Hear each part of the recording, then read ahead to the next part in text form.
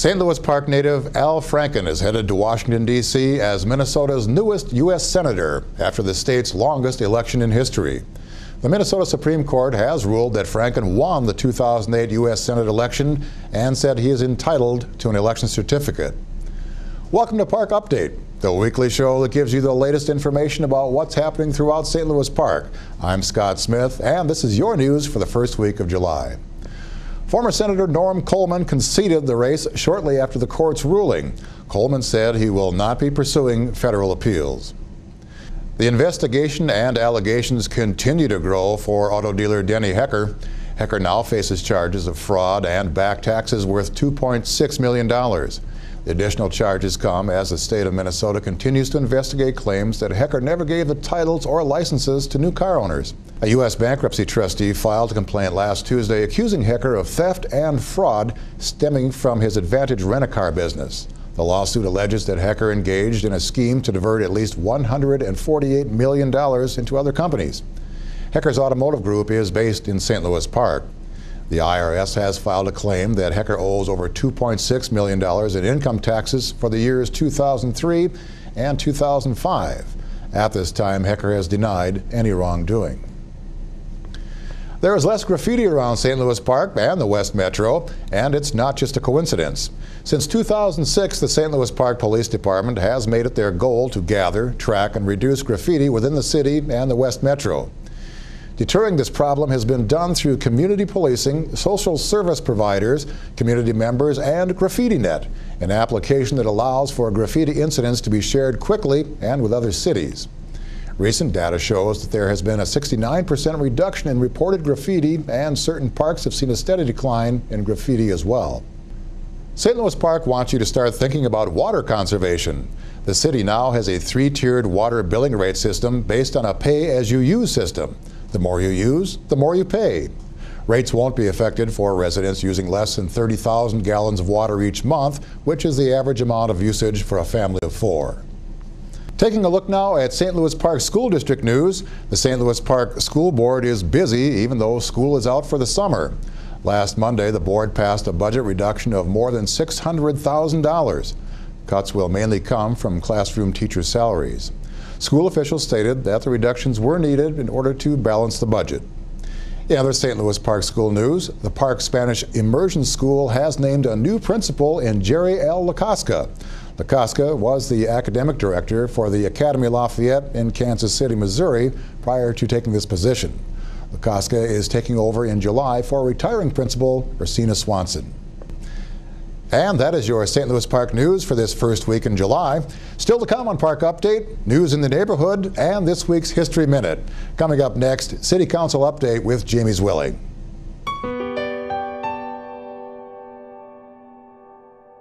Big news for the City Council this week, even though there was no regularly scheduled meeting. Ward 4 Councilmember C. Paul Carver has announced that he will not seek re-election in November's citywide elections. Carver joins Ward 2 Councilmember John Basil and Ward 3 Councilmember Lauren Peprotsky, who have previously announced that they will not seek re-election. Carver cited his professional work and its travel demands as reasons for his decision.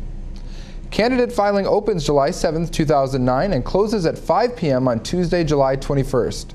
The 2009 elections will include 4 ward council seats on the City Council and 3 seats on the St. Louis Park School Board. Ward council members are elected by citizens of that ward, and school board members are elected by the citizens at large. City Council candidates must be eligible to vote in Minnesota, a St. Louis Park resident for at least 30 days, 21 years old, and must reside in the ward in which you're filing for office. Additionally, St. Louis Park City Council candidates are nominated by petition, which must contain signatures from 15 registered voters who reside in the ward of the candidate filing. More information on City Council elections, including a complete information packet and filing forms, are available on the City website at www.stlouispark.org or call 952-928-2840. For school board information, contact the school district at 952-928-6010. And that's your City Council update for the first week in July.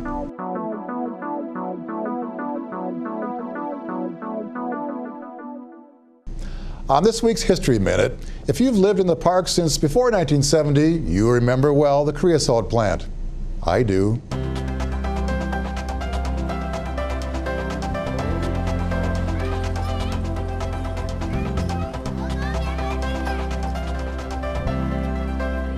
Having a creosote plant in our town has been a mixed blessing. Of course, there was the smell. Growing up in the park in the 50s and 60s, I remember well the pungent, rotten egg aroma wafting through our backyard on a warm summer's evening. On the other hand, the plant provided much-needed employment for many people over a period of some 65 years. It's gone now, cleaned up and decontaminated. Republic Creosoting Company, later part of the Riley Tar and Chemical Company, used creosote primarily to preserve wood, usually white pine, for telephone poles, bridge pilings, fence posts, but particularly railroad ties. The refinery was phased out during 1971, and the creosote operation ended in 1972. The plant was demolished shortly after. In 2001, the Louisiana Oak apartment complex was built on the southern section of the property. There are differences of opinion about the dangers of creosote. Some say it's a form of disinfectant. In fact, when Grandma was feeling a little punk, she'd go to the drugstore for a little coal tar, mix it in hot water, and drink it down. Don't try this at home. Coal tar is also a treatment for psoriasis and is the active ingredient in Denorex and T-Gel dandruff shampoos. You can follow up on this and many other interesting stories at the St. Louis Park Historical Society by going to www.slphistory.org.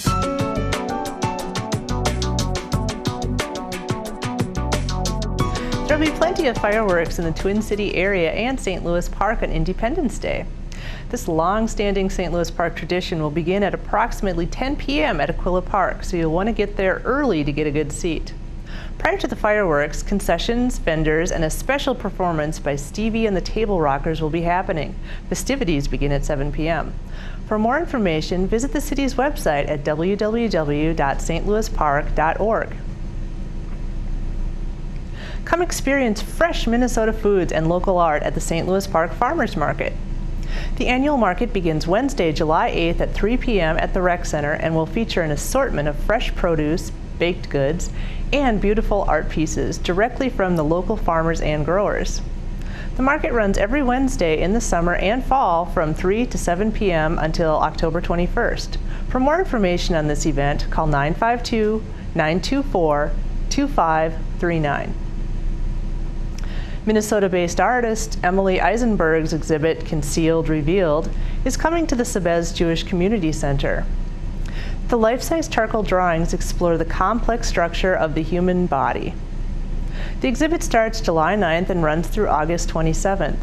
An opening reception will be held on July 9th from 6 to 8 p.m. For more information, visit www.sebezjcc.org. And that's news in the neighborhood.